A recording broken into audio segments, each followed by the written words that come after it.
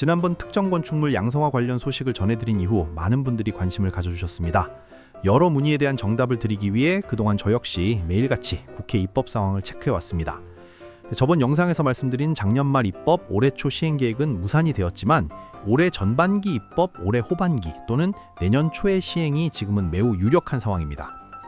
그러던 중 지난 3월 20일에 새로운 입법 예고가 올라왔습니다. 며칠 지난 내용이지만 이번 입법 예고가 그냥 지나칠 수 없는 중요한 내용을 담고 있어서 기다리시는 분들에게 도움이 될 것 같아서 내용을 정리해보았습니다. 지난 3월 20일 복기왕 의원과 권영진 의원을 포함한 여야 의원 17인이 공동으로 발의한 특정 건축물 정리에 관한 특별조치법안 의안번호 17667호의 입법 예고가 올라왔습니다.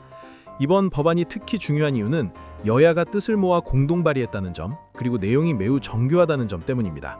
사실상 이 내용이 국회를 통과할 최종안이 될 가능성이 매우 높습니다. 이번 법안에서 우리가 가장 주목해야 할 첫 번째 변화는 바로 기간입니다. 과거에는 보통 1년 정도의 짧은 기간만 주어졌지만 이번 최신안을 보면 법 시행일로부터 무려 18개월간 효력을 가지는 것으로 명시되어 있습니다. 법이 공포된 후 지자체가 준비하는 6개월의 시간을 제외하더라도 우리가 실제로 서류를 접수할 수 있는 기간이 1년 6개월이나 주어지는 셈입니다.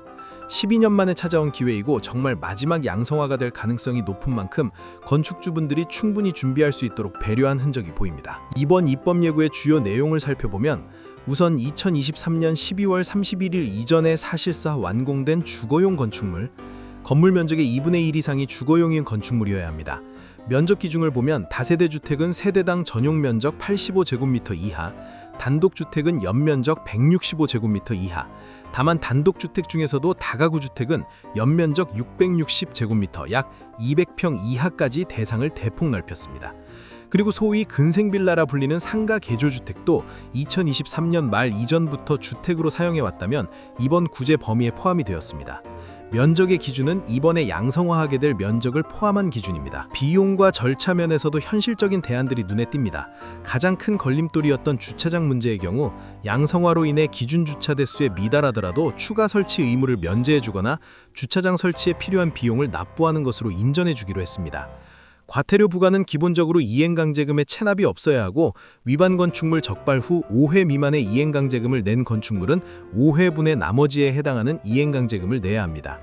그동안 위반 건축물에 적발되지 않아 이행강제금 부과 사실이 없는 대상 건축물은 5회분에 해당하는 과태료를 내야 하지만 당장 목돈 마련이 어려운 분들을 위해 1년 이내에 나누어 내는 조건으로 사용 승인서를 먼저 내줄 수 있다는 파격적인 조항도 들어있습니다. 그리고 자기 소유의 대지 또는 국유지, 공유지에 건축한 건축물이어야 하고 도로의 최소 너비와 구조 안전, 일조권 등의 관계 법률에 현저한 지장이 없는 건축물이어야 합니다. 그리고 이 법의 유효기간 1년 6개월 전에 신고가 접수된 대상 건축물에 대해서는 유효기간이 만료된 이후에도 이 법을 적용하게 되어 있습니다. 이번에 나온 입법 내구가 가장 유력한 내용이기는 하지만 더 자세하고 확실한 내용은 실제 법안이 통과되고 나서야 알 수 있고 법안 공포 후 6개월간 진행될 지역의 조례와 기준에 따라 세세한 기준은 지역마다 조금씩 달라질 수도 있습니다. 올해 전반기 내에 법안이 공포될 것으로 예상되고 있고 법안 공포 후 6개월이 경과한 날부터 실제 시행이 되므로 양성화를 미리 준비하실 분들은 법이 공포된 후 올해 하반기부터 시작하시면 될 것 같습니다. 법이 공포가 되면 다시 영상으로 찾아뵐 예정이니 구독하시고 기다려주세요.